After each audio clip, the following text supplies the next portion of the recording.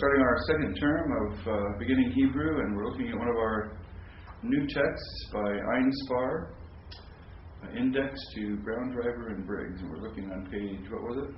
135. 135, and we're looking at Ruth 2:6.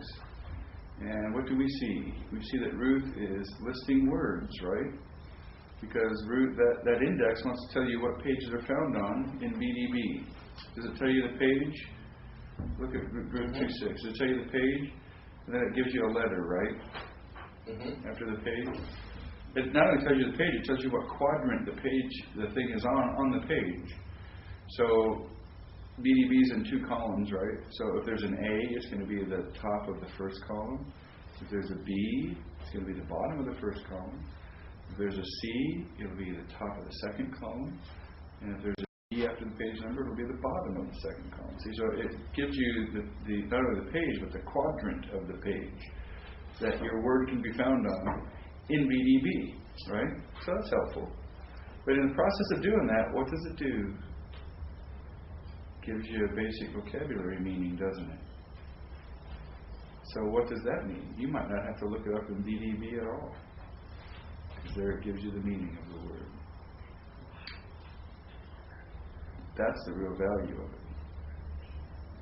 So this is a word-for-word translation. Well, it's not a translation. It's just it takes all the words and gives you a meaning of each word. It doesn't put them together in any kind of proper order, for English or anything like that.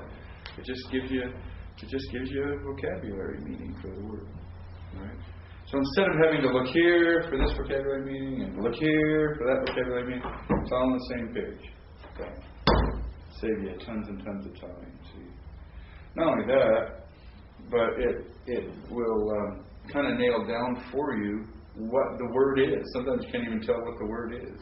Remember how things are, falling out, noons are falling out, and hays are falling out, and you have hollow verbs and blah, blah, blah, right? So you look at that, and it's going to tell you the vocabulary form and the meaning, and you may be able to parse it right there. Maybe it's not a verb, you don't have to parse it, but you may be able to parse it right there, given the root and the vocabulary, the vocabulary meaning, right? So you might not have to look it up in BDB at all. The nouns you shouldn't have to look up in BDB.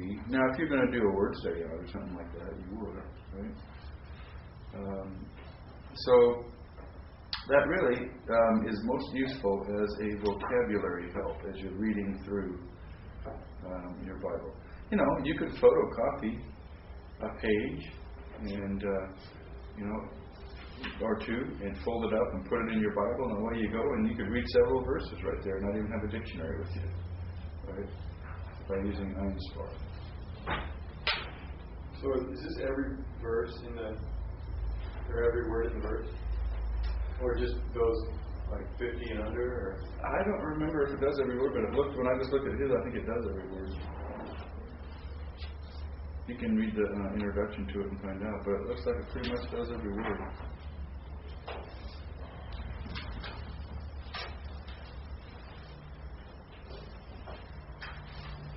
Because I think I saw it do an article in that verse, Ruth 2:6, didn't I?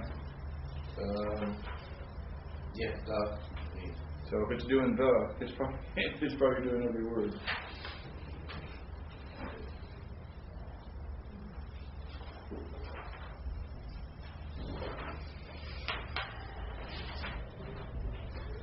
So that's a good little help to have, just for our vocabulary's sake. Do you have any questions on that? Well, do you see the value of it? I like it a lot.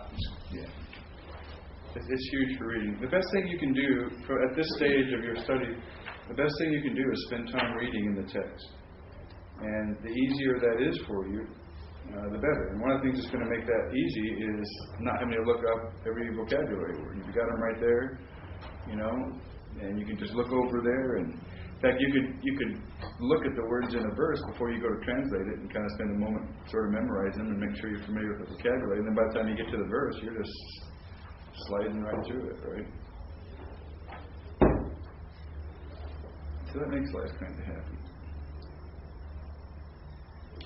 Plus, if you need to look it up in BDB, you can just go right to the page number, and that's a lot easier as well. Now the other new book that we got was Holiday, and you can see that gives you less information.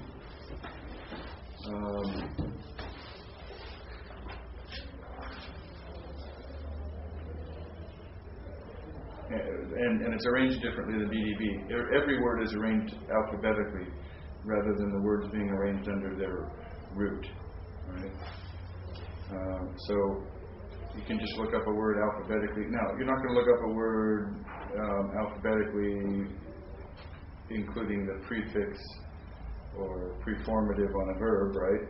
If you have katal and you have yiktol and you look it up under yod, you're not going to find it, right? So you got to take those verb preformatives and stuff like that off, or articles or things like that, or evolve or what have you. But it's still the stem itself is listed alphabetically, and it's a lot quicker. You can see it's a lot thinner book, and so it's just quicker to look something up if you're going to look it up than it is in BDB.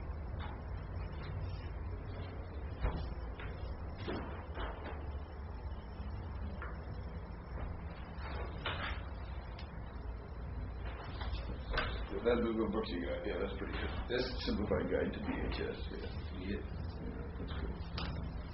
So are you going to teach us the apparatus with a bit more detail as we move along? Or just Yeah, we'll talk about it. You'll probably learn more about that in classes in the future too. We'll take it bit by bit as we go along. All right.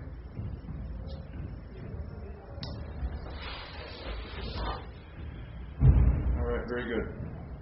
All right, let's take a break from the tape for a moment. And all right, that's what. All right, on to your textbook, page 206, chapter 18. We just got into verbs at the end of last term. We got into some cal perfect and cal imperfect verbs. We're still in the cal stem, but now we're going to be looking at the imperative, the cohortative, and the jussive. All right, so in this chapter we will study the Hebrew volitional conjugations known as imperative, cohortative, and jussive. The term volitional describes those conjugations used as a general rule to express some type of command, wish, or desire. The various forms of the volitional conjugations are related to corresponding imperfect forms. For this reason, you'll want to have mastered the imperfect forms of the strong and weak verbs before working through this chapter. And of course you do, don't you? All right. I know you do. I graded your final from last time. Yiktol, tiktol, etc. Yeah, right. So there you go. Now, we didn't work too hard at memorizing the weak forms, did we? But you seemed to be okay with that at the time. So we'll be all right. All right. So the imperative paradigm of the strong verb, bottom of page 206. You'll see it there. How are those formed?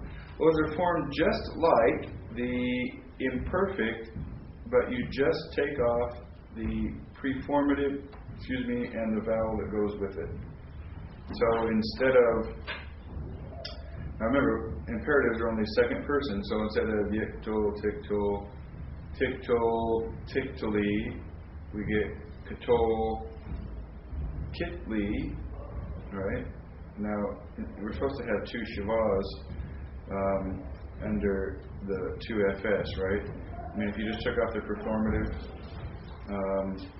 yiktoli, or tiktoli, you'd end up with two shavas at the beginning of the word, and you can't do that, right? So we're going to put a hirik there instead of a shava. Do you see what I'm talking about? And then kitlu and katolna. So the imperfect forms are simply the imperative forms are formed off the imperfect forms by just taking off the performative, and there are a couple of slight changes in the vowels, but you don't have to worry about that. You see what I'm talking about? Okay, so that's fairly straightforward. All right. Notes on the imperative paradigm. You can see on page 207, they show you what's going on there, right? So you have tiktol, take off the performative, and you get katol. You have tiktali, take off the performative, and you have kitli. Now, do you see how that shavah changes to a hirik right there? Just because it doesn't work to begin a word with two shavahs, so you can't do that. Okay, and so on. Right? So we pointed that out. That's number 2. Number 3, frequently, 242 times, the 2ms imperative appears with a kametz hey ending as in katla, kill. Note that the vowel in the first syllable is kametz ketuv and not kametz. Why? Because it's in a closed, unaccented syllable. So really, you would pronounce that what? Kotla. Be careful not to confuse this alternate imperative form with the Cal-perfect 3FS.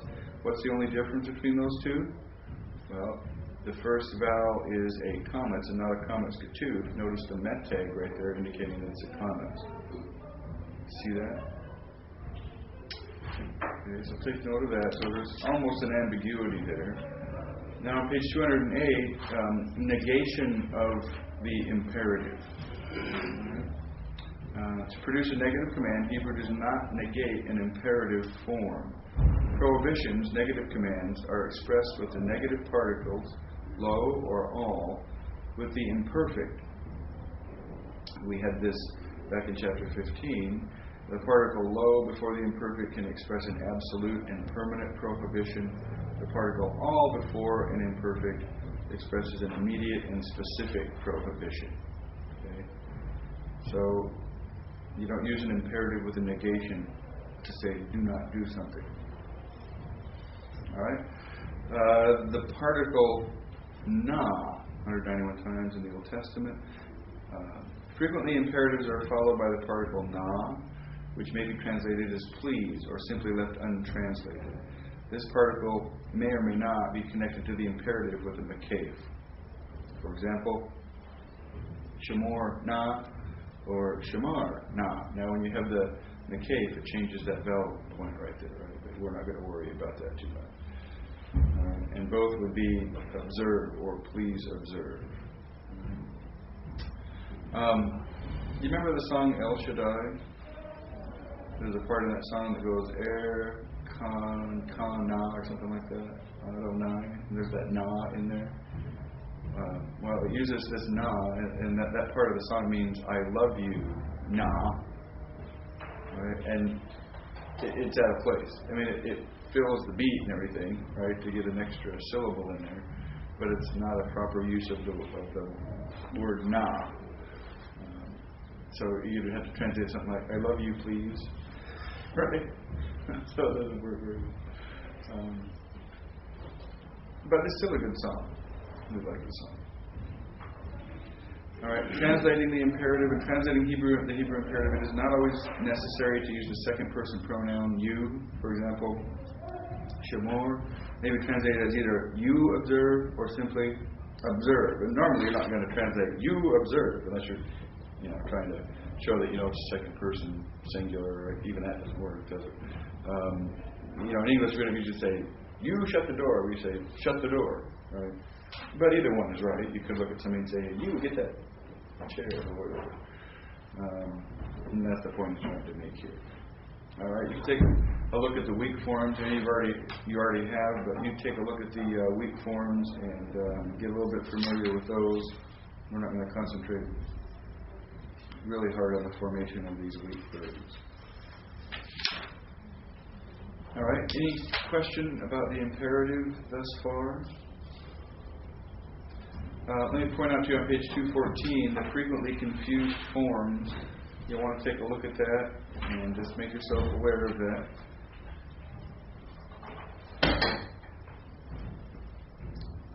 Anybody understand the nature of the imperative itself rather than just the forms of it? Anybody not understand that? It's a command, right? And it happens in the second person.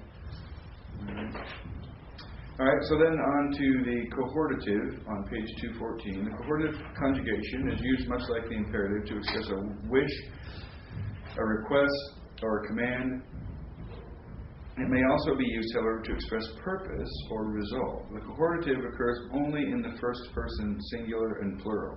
So the imperatives are only in the second person. The cohortative is only in the first person. All right? For example, let me, first common singular, honor the Lord. Or may we, first common plural, honor the Lord. In translating the cohortative, use the key words let or may, as in these examples. Like the imperative, the particle na also occurs with the cohortative. So you can see that the particle na is going with our volitional kind of conjugations, right? Yes? Well, how would you distinguish, or would you distinguish between let me honor the Lord and may I honor the Lord? Well, that's really a tonal kind of a thing. And context is going to be, again, but that's virtually the same thing. It just depends on what tone fits the context best, in your opinion. Right? Okay. I mean, I have to see it, I suppose. Yeah. Well, look over on the other page, and you can see. Oh, I see it. Okay. May I observe your law? Let me observe your law. Really, it means, objectively, it means the same thing, but it doesn't mean exactly the same thing emotionally. And that matters, that it means something different emotionally, right? May I, let me, basically it means the same thing, right? But the imperative particle would be please. The law would be please.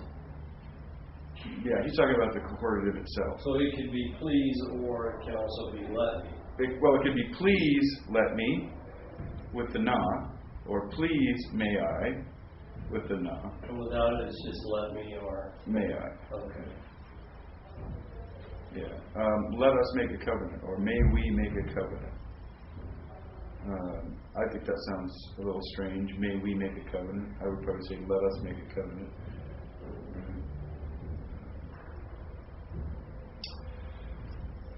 All right. The cohortative verbal form is constructed by adding comet he to a first-person form of the imperfect.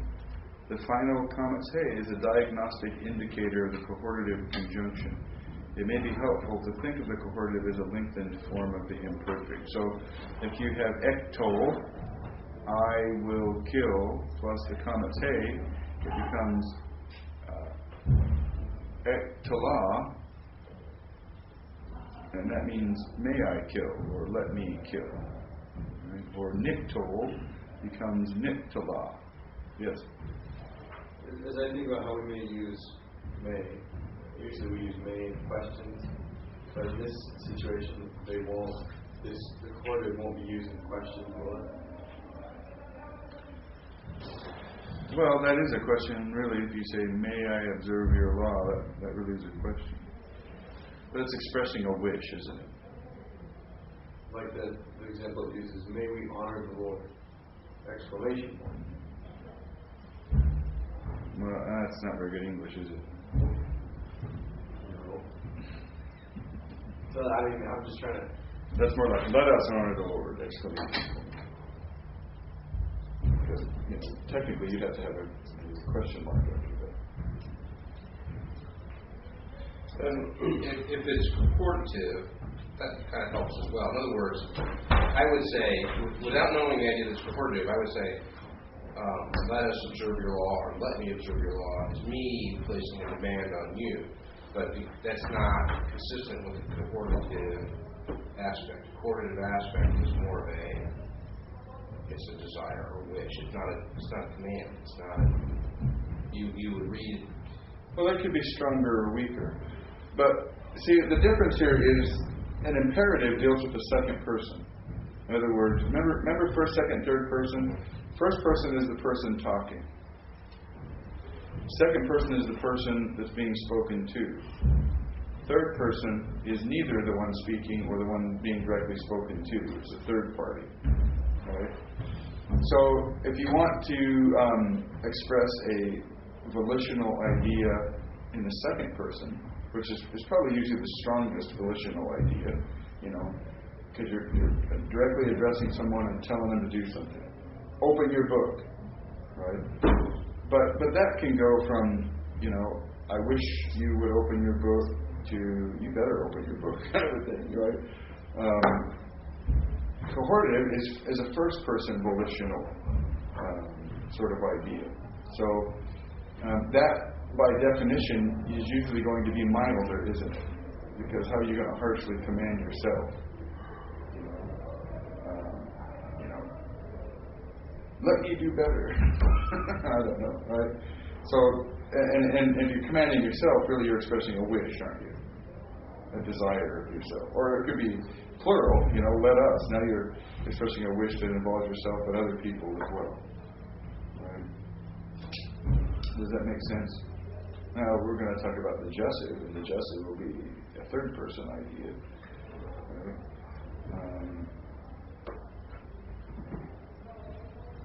So,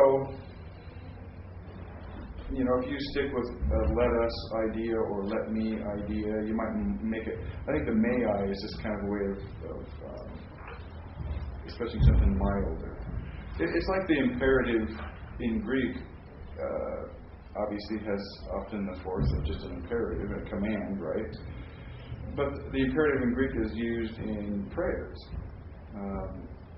like the Lord's Prayer. Give us this day our daily bread. That's an imperative. That's a command. Now, when you pray that, are you commanding God to give you your daily bread? No, you're expressing a desire at that point. So it's an imperative, but it's used in the context tells you that it's weakened as an imperative. It's weakened to the idea of a desire or a wish. So if you had a cohortative or an imperative, if it's addressing God, or the context of addressing God, then it's probably going to be weakened, right? Well, we can weaken with that particle not, right? Wouldn't that weaken it? Well, it may even be strengthened at that point. That particle not may be used to strengthen the volitional aspect of it. To add intensity to it. Please stop, But it may be used to weaken it as well. No, I guess I'm trying to think. I'm sorry. I'm trying to give us a steak and any bread. All of a sudden, when I'm thinking about it, the tone that it's written, maybe give us a steak, and there would be, give us a steak, please, or any bread. That not weaken the imperative, but a more respectful. Well, it weakens it in the sense that it really isn't meant to be commanding God. It's really a way of saying to God, this is what we want to have happen.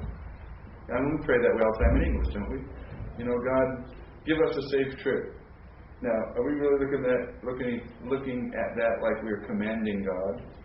We're really using imperative to ask God for something, aren't we? But it's a little more confident than God. Will you please give us a safe trip? Right? So you just have to be able to feel the context of it, and see where it's going to come out. All right. So imperative, cohortative, the jussive, middle of page 215. The jussive conjugation is used to express either a mild command or a strong wish. It occurs in the third person. When translating the jussive, you can use the same keywords let or may as with the cohortative. Like the imperative and the cohortative above, the particle na also occurs with the jussive. With strong verbs, the jussive is the same as the corresponding imperfect form as in yik tov. So the jussive and the imperfect are the same form in strong verbs, which may be translated either as he will write or let him write. Now how are you going to tell the difference? Well, again, context. The imperfect translation value is far more frequent. In other words, when you see that form, it's most frequently going to be an imperfect, but there are jussives, of course.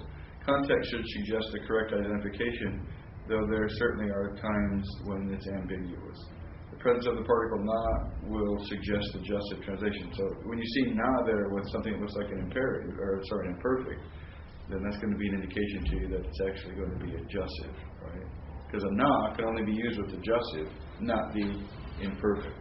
So the na is used with the imperative, the cohortative, and the jussive. Does that make sense to you? So if you see that present, then you got one of those three. So if it's second person, it's going to be an imperative. If it's first person, it's going to be cohortative. If it's third person, it's going to be adjussive. Okay? All formed off of some form or variation of the form of the imperfect. All right?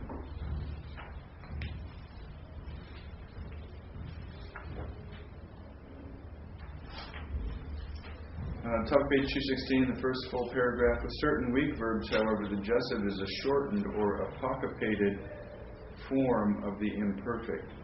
For example, shortened forms are encountered with frequency in the third root letter hey class of weak verbs. Study the following chart of third hey, perfect, imperfect, and short adjussive forms. You'll remember in that second example he gives, Vayomer Elohim Yehi Or. Remember that from Genesis chapter 1? We looked at that. And God said, Yehi Or, let there be light. Well, what is Yehi from? What's the vocabulary word that Yehi is from? Haya, right? So what's happened to that second hey? It's gone because it's adjussive. And so it's apocopated, it's shortened. See that? So Yahi is clearly then the adjussive form of Haya.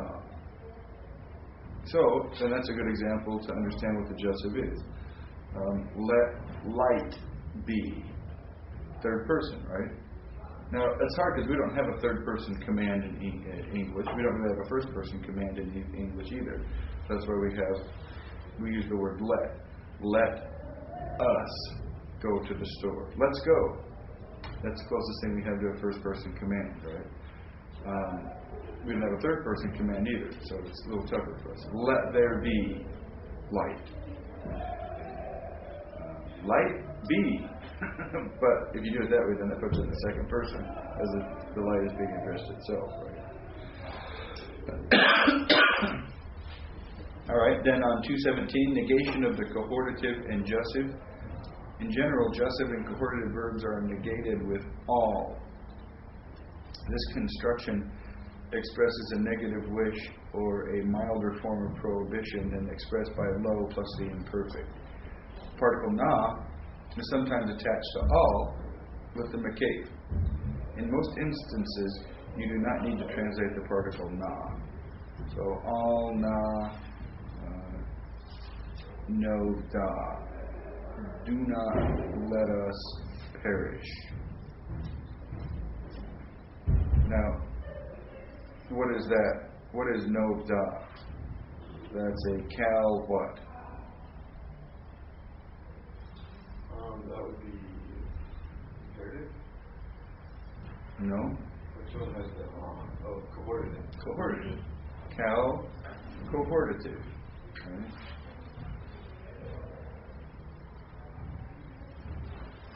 One CP from avad to perish. Right? Can you see how to parse those? So cal imperative, cal cohortative, cal adjussive, and then the person and number and gender. So, if it was going to be in the first person, it would just have a different prefix, right? Say that again? What would it look like if it was in the first person? It is in the first person. I mean, second.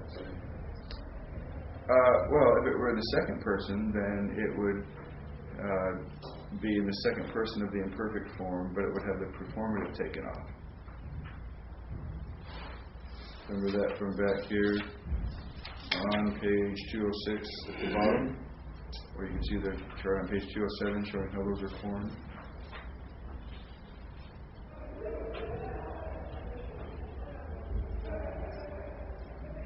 Does that answer your question? Yeah. You still need to get it all sorted out in my mind.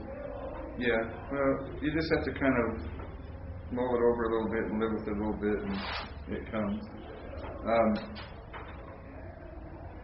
All right, so second person imperatives are formed by lopping off the performative with its vowel point. The cohortatives are formed in the first person by adding the comma te, and the adjectives are formed in the same way as the imperfect third person. It's ambiguous in its form, right? If you have an all, if you have a negation, if you have an all with an imperfect form, you can be pretty sure it's adjustive then. Or if you have a na with any of these forms, that marks them out, doesn't it? But those are not always there, are they? If you learn to remain sensitive to the context is going to help guide you into what's going on here, right? What are you expecting? Does a command thing fit in this context or not? Right? Now, fortunately, there's a finite number of things that are possible, and it may not seem like it now, but there's only so many things that are possible, and then you'll be able to go run through your mind, what could that be? And a lot of them you can pretty much rule out from the start because they're not going to fit the context, right? All right, bottom of page 217. Important sequences with volitional conjugation. Several imperative verbs may occur in succession. They may or may not be linked with a conjunction vav. In this construction, context will determine whether or not they are related consequentially or sequentially. What do they mean by that? Go up and bury your father. That's sequential. First you have to go up, then you can bury your father. Okay? But they're not consequentially linked, are they? Just because you go up, it doesn't mean that you must therefore bury your father. You can go up without burying your father, right? But do this and you will live. This do and live, right? Those are consequentially connected, right? Because the consequence of doing this is that you will live.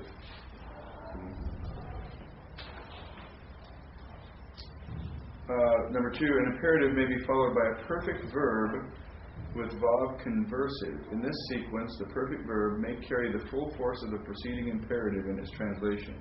In other words, the perfect verb with vav conversive and the preceding imperative are related in terms of consecution of action. That sounds like a lawyer term, doesn't it?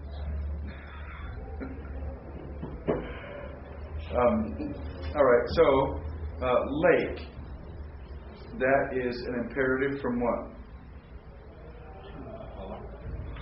Halak. That's right. So, now look at that. Let your mind be aware because you could see that, right? That would be one that would be fairly possible. So lake, go, and amarta is a perfect with a reversing vav, right? Go and you will say. Well, we even use that in English, right? You will clean your room. Right? So we're almost using a future as an imperative. It's so certain that you will do this that I'm using a future. You will clean your room, or else. Okay, right? Well, it's a similar idiom. So you have the perfect reversed to a future sense, right? But it really has the sense of an imperative.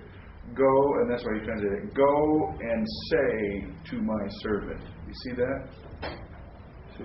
That's not that hard to figure out if you saw that. See, go and you will say to my servant. I'll put that in good English. Go and say to my servant. Shemor, observe, and shamata, and hear, or in a sense, obey all these words. Shema, means to hear, right? All right. So spend a little bit of time with this and get familiar with it, and look over the weak forms of the imperative, just so you get a little bit familiar with it.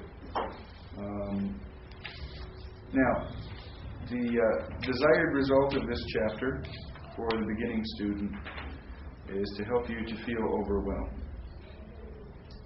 Okay, that's what it's supposed to be doing. So, is it working? Okay, good. This is probably a chapter that you'll come back and refer to from time to time.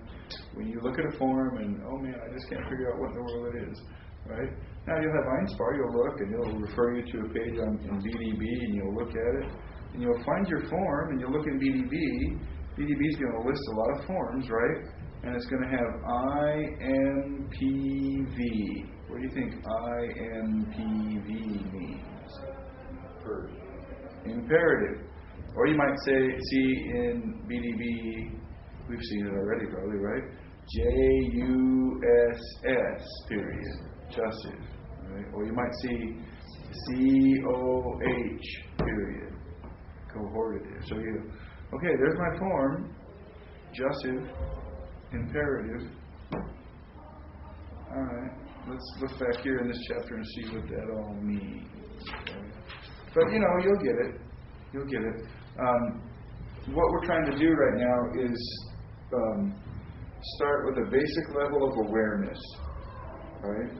Because again, I don't believe you're going to go in the next week and have all these details of this chapter memorized, right? I mean, if you can do it, go for it. In a couple of years, you'll be teaching the Hebrew class, right? If you have a photographic memory like that, that's awesome. But that's what it would take, wouldn't it? It would virtually take a photographic memory for you to go away in a week and have this stuff down, right? So obviously that's not what we're expecting. But we start with a base level of awareness, right? So now somewhere in your mind there's the knowledge that imperatives exist, that cohortatives exist, that justives exist. There's a vague awareness of how they might be formed. At least there's an awareness that they're kind of formed off the imperfect form, right? See that? So as you're going through the text, and that's why if you're studying with 2 or 3 people and you're going through the text, what is that? I can't figure out what that is. Maybe one of the people in the group are going to go, could that be adjustives or cohortatives or imperatives? Right? And so the point I'm trying to make is that where you are really going to learn Hebrew is when you spend time in the text, in the Hebrew text. Okay? And you get used to seeing these things. Right? And to some extent, it's not entirely even a deliberate thing. You do need to be deliberately trying to remember the stuff you're learning when you're reading the Hebrew text. Right? But it's time and experience. Right? Greek is such that you can really learn Greek from the Greek grammar, right? And then you just work it in the text, right? It's kind of opposite with Hebrew, right? Now, if you go to the Hebrew text, then you'd be completely lost if you never looked at the grammar, right? So you got to have something to kind of give you a push, a head start in being able to deal with the text. See what I'm saying? So that's why we have to look at the grammar, right? We're looking at the grammar and clinging to as much of it as we can so that we can deal with the text. But where we're really going to learn Hebrew, and it's true of Greek too, but I think it's much more true of Hebrew. Where we're really going to learn Hebrew is when we spend time in the text, time in the text, time in the text, right? And so that's what we're going to do this semester.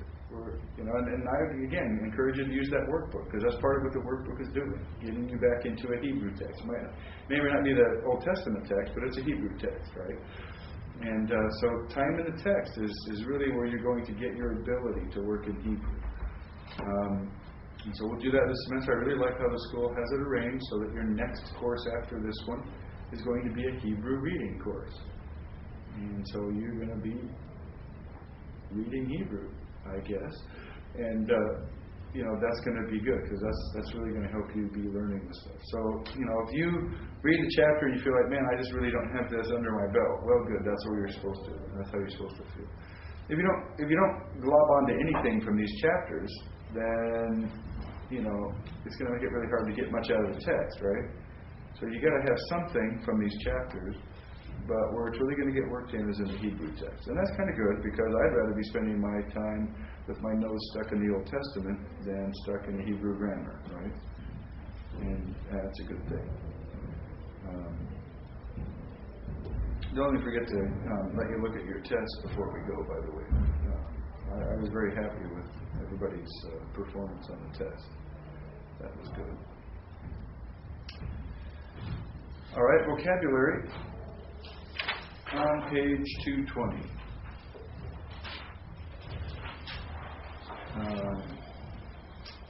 Bachar, to choose.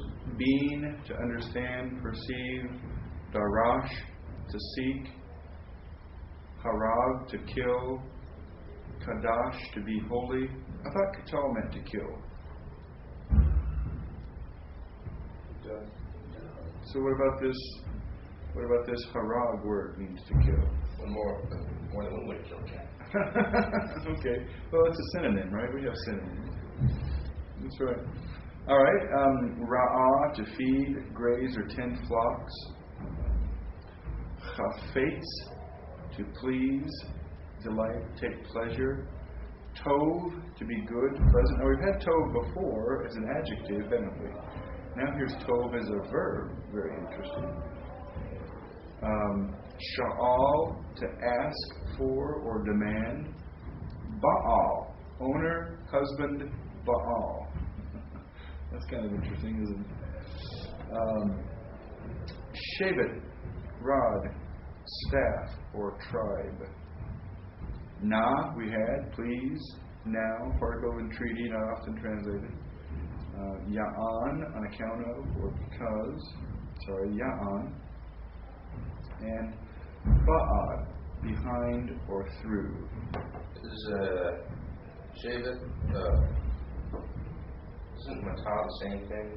Praise of matah. Isn't there another word for rod, staff, tribe? It's exactly the same. Does it ring a bell? Yeah. I don't know if it has all three of the same meanings, does it?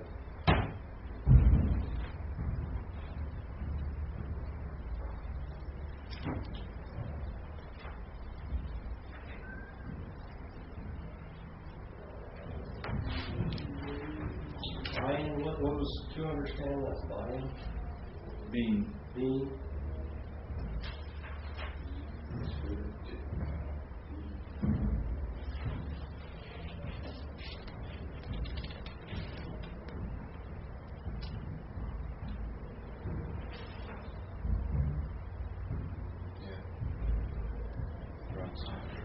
Yeah, same thing.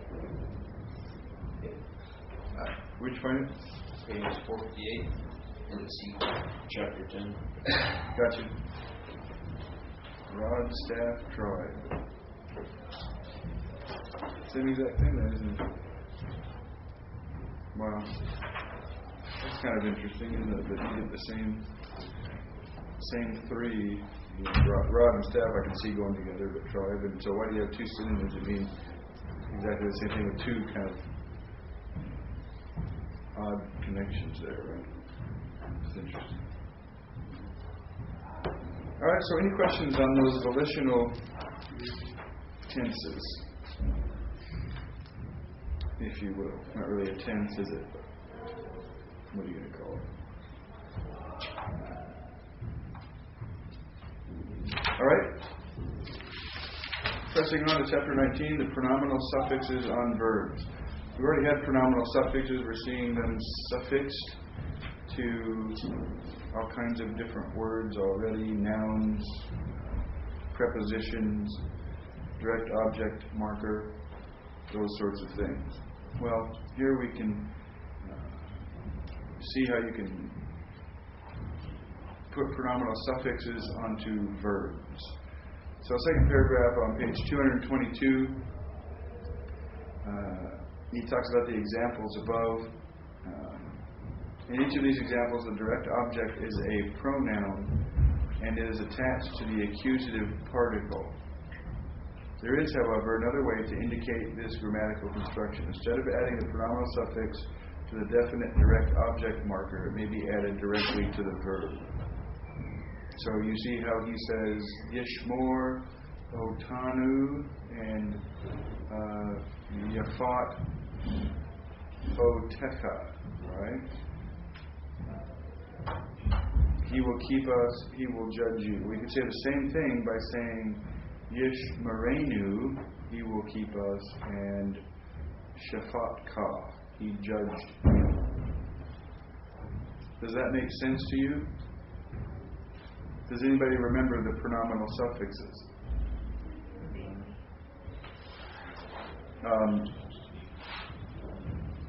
They are, well, they are what they are, and there they are on page 223. I kind of learned them in a different order than that, so it's kind of weird. But yeah, I was noticing that when I was trying to memorize. They go 1 through 3, and then on some of the other paradigms, they go 3 down to 1. yeah, they do on the verbs because the third masculine singular of the verb is the vocabulary form.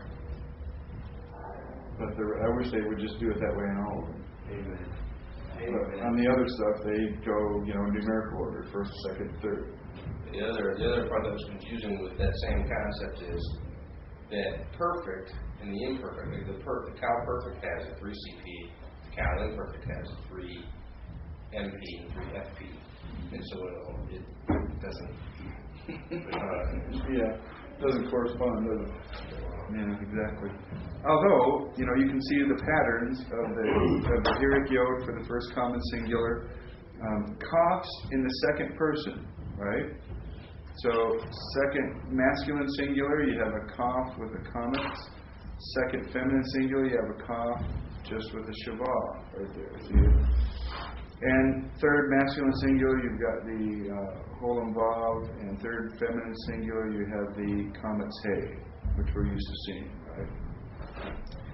And in the plural, you have new.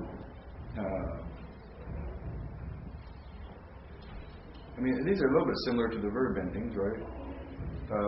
First, come plural, you have new, and again, second person, you have cough. Do you notice that cough is an indicator of second person? But in plural, you have kim and ken. And notice that the mame is indicator for the masculine, and the noon is an indicator for the feminine. Right? So kim, ken, hem, hen. Well, that's what we've seen. So, pronominal suffixes on a perfect verb. Katal becomes katalani. And so vowel points change a little bit, right? And that means he killed me. So you got to be a little bit careful because you could confuse that with an imperfect or something, right? You can see, we've got all kinds of, there's no performative, but we've got all kinds of stuff happening.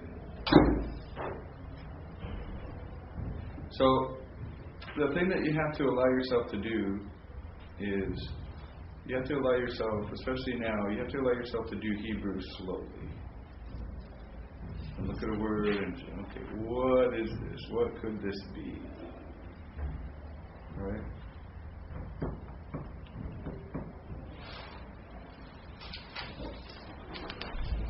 So, you just need to kind of take a look at this, absorb it,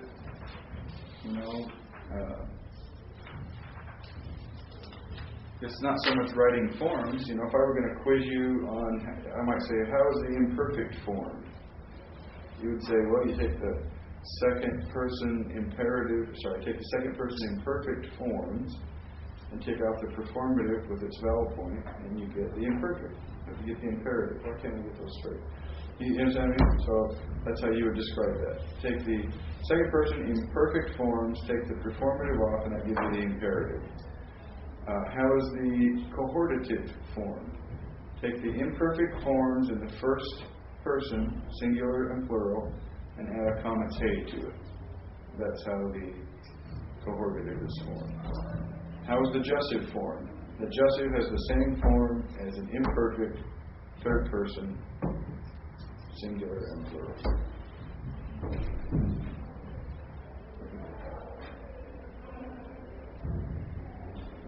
So,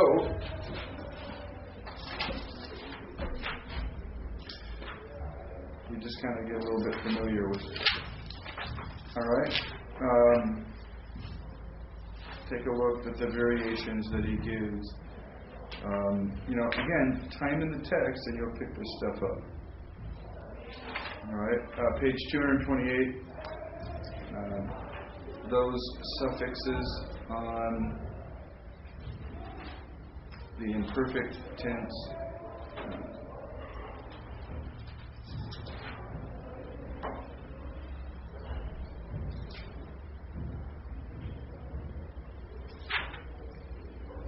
You get a little bit of changing with the vowels, because you're adding something to the end of the word. And we're used to that by now, right? So, vowels change, but that's going to be okay. Bottom of page 228, in the notes, there's only one basic change in the spelling of the strong imperfect verb before pronominal suffixes.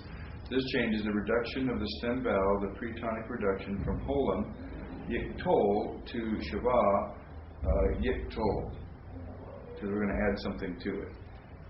Now, we saw this, right, in the forms that are longer. Look at this second feminine singular form on page 228. See that? Tiktali. That's exactly what happened to those vowel points when we added a suffix to the verbal form, right? So it's just what's going to be happening when we make the word longer, right? So that's just what the vowel points are going to do. All right? So it's just some time with the eyeballs in the text to get a little bit used to that. Top of page 230, pronominal suffixes on the imperative. The suffixes used on the imperative are the same as those used on the imperfect. A few observations will be helpful, however, in terms of understanding some of the minor spelling changes that take place in the verbal stem. So you can look at some of those and see what's going on. Parsing then, 230. When parsing verbs with pronominal suffixes, you will need to identify the verb and also the person, gender, and number of the suffix. So you would say, if you saw natatika, you would say, We give to him? huh? We give to you? Yeah. Well, actually, it's a Cal Perfect 1CS. So I gave you. And that's how you parse it. Cal Perfect 1CS from Natan, to give. I'd like you to add the vocabulary in there. To give. And then you would say with 2ms suffix, or plus 2ms suffix, or even plus 2ms. Well, we know that's going to be a suffix, right? When we're parsing the verbs, we have to get the vowel points right. In other words, I can recognize the verbs, but I can't I can read them by memory, but I can't.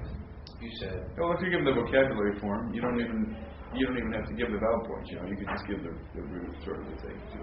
So I'm not too worried about the vowel points on that. No.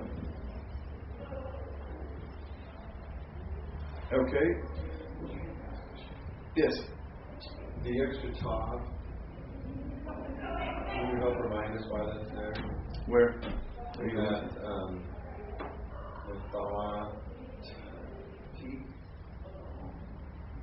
Tika, or whatever the Cal Perfect 1CS in the parsing. Well, that's just one of those weak verbs, and that's how it forms. The new gets real squirrely, and the new ends up dropping out, and you get the T because you have a hearing yod ending, and that sounds good.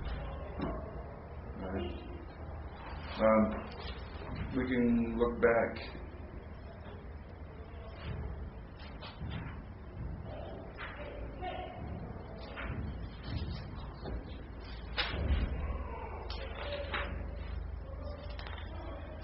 Because the alternative ending of the pronominal suffix is ni, and that noon turned to the double noon there.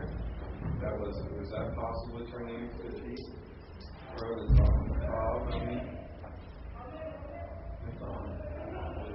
Well, the ending is blank ta to T, right? Actually, the noon drops out and is in that dogish in that tav. Actually, why? I guess I was thinking the noon dropped out, but now I'm wondering whether because it's Cal Perfect was. I know why. It's blank ta. Okay, that's Blank ta to T. So that's our ending, T.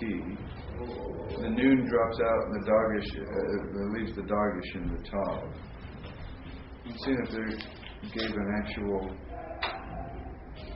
I guess I didn't really give a paradigm of Natan, unfortunately, way back in here. But that's what's happening. The noon is dropped out of there.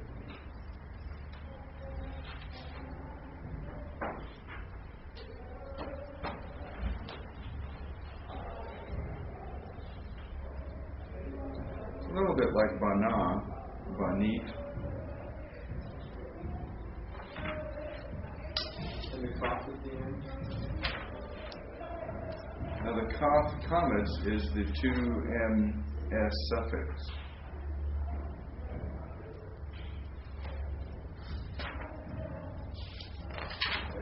So it's. So I give to you.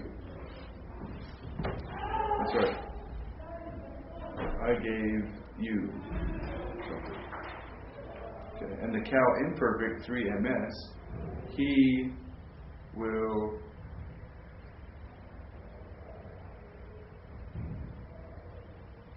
lakad. What is lakad? Who knows?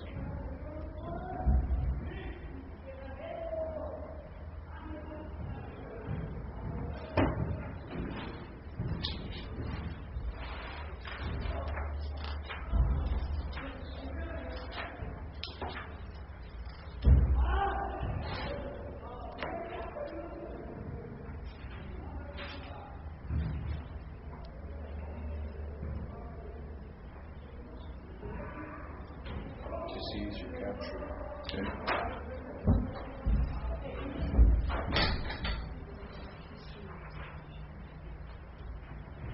So he will capture us. He will seize us.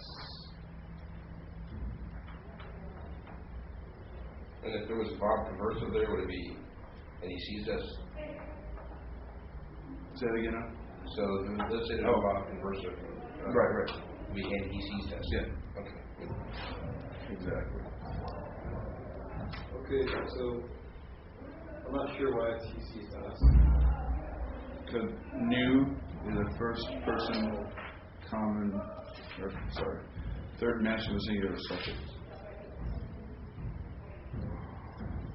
Well, that would make it them, wouldn't it? I think you're right.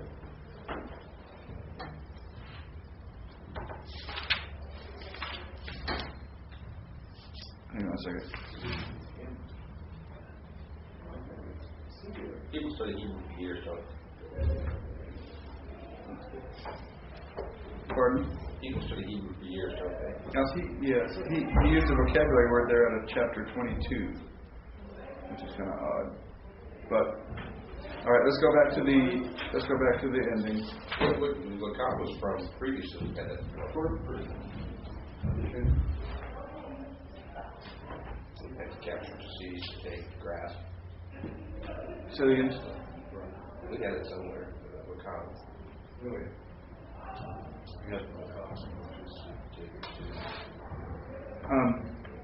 All right, so here we have yiktol, right? That should be our form. Cal imperfect 3ms, right? And so that would be yil, cod, and then we have dan nu. So it's looking to me like a 1CP ending, so it looks like there could be a mistake right there in that book. That's what I'm looking for. Huh? We're looking at. It looks like a one column. Yeah. I didn't even pay attention to the fact that it said 3ms. I was just looking at the form as the first person. That confused me. Yeah, well, that's well spotted actually. So that could well be a mistake. New edition. Yeah. Call it the Seminary. We could be the guys who email in and say, hey, we found a mistake in there. He wouldn't be, he will take us. Well, that's how you're going to translate it. He will seize us. That would be right. This is probably, yeah. So he would be able to see, capture, seize us. So would that be correct then? Well, what be correct? Well, no, it should be with a 1CP suffix.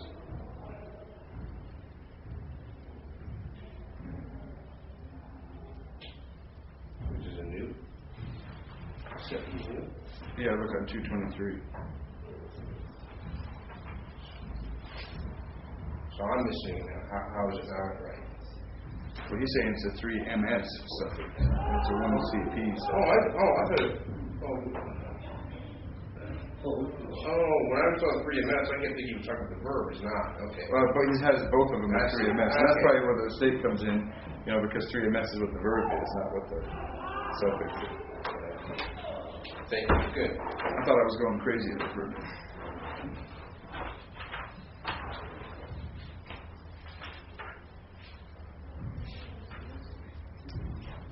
Some of you have Dr. Retland, don't you? When I had him for some class in college years ago, and I saw him laugh really hard finding a mistake in the textbook. It was a delight to him. Probably why he writes his own down. Yeah, that's right. Okay, vocabulary, verbs. Batak, to trust. Baka, to weep. Lavash, to put on or clothe. Shalem, to be whole or complete. Now, check this out right here.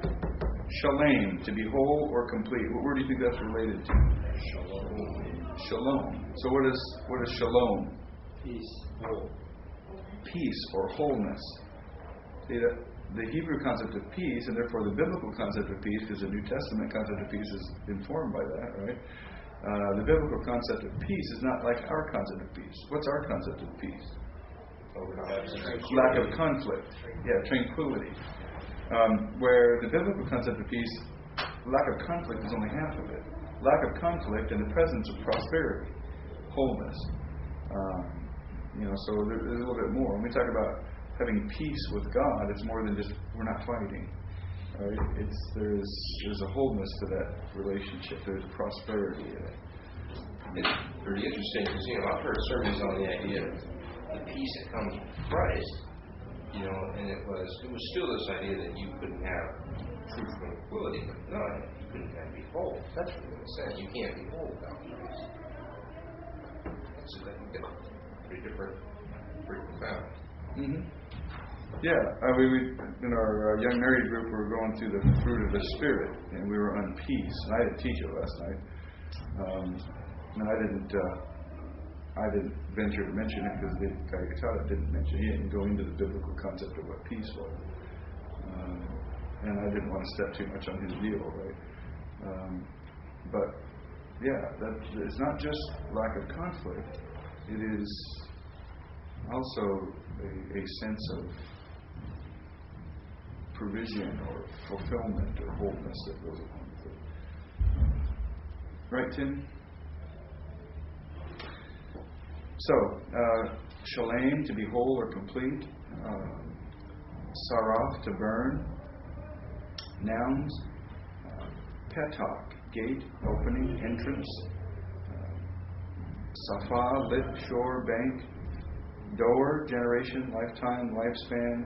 Har, young bull. Rove, multitude or abundance. Chutz, outside. And malakah, work. A question on Seraph. Is that any relation to seraph angels? Probably. I would guess that it is. Burning ones. Seraphim. It's a good observation.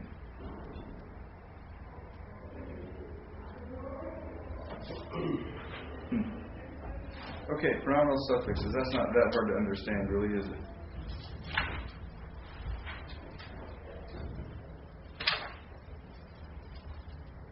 Okay, any questions on the grammar stuff tonight?